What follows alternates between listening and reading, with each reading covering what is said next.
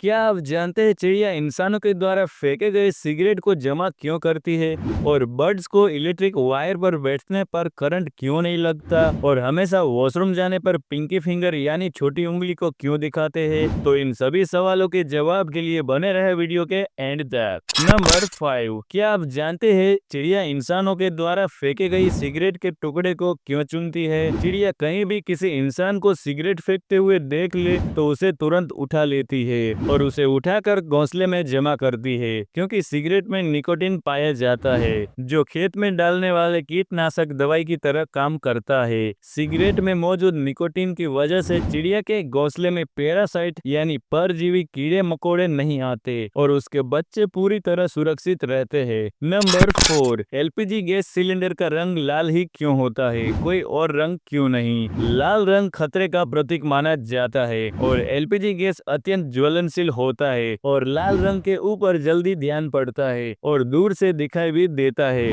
जिससे LPG gas cylinder को आसानी से पहचाना जा सकता है। इसीलिए एलपीजी गैस सिलेंडर का रंग लाल होता है। नंबर 3, हमेशा वॉशरूम जाने के लिए पिंकी फिंगर यानी छोटी उंगली को क्यों दिखाते हैं, कोई और फिंगर क्यों नहीं दिखाते? प्राचीन काल से यह माना जाता है कि छोटी उंगली शरीर में पानी की मात्रा को दर्शाती है। जब छोटी उंगली दिखाई जाती है तो इसका मतलब है कि शरीर में पानी की मात्रा बढ़ गई है। इसीलिए बाकी सारी उंगलियों को छोड़कर सिर्फ छोटी उंगली को वॉशरूम जाने के लिए दिखाते हैं। नंबर 4, आपने कभी न कभी इलेक्ट्रिक तार पर किसी न किसी बर्ड को बैठे हुए देखा होगा और उसे देखकर सोचा होगा इन बर्ड को इलेक्ट्रिक करंट क्यों नहीं लगता, जबकि हम उस वायर को टच करते हैं तो हमें जोर का झटका लगता है। बिजली के तार पर बैठे पक्षियों को इसलिए करंट नहीं लगता क्योंकि उसके दोनों पैर एक ही तार पर होते हैं, जिससे बर्ड के शरीर पर वोल्टेज का अंतर नहीं होता, इसीलिए बिजली उसके शरीर से होकर नहीं गुजरती।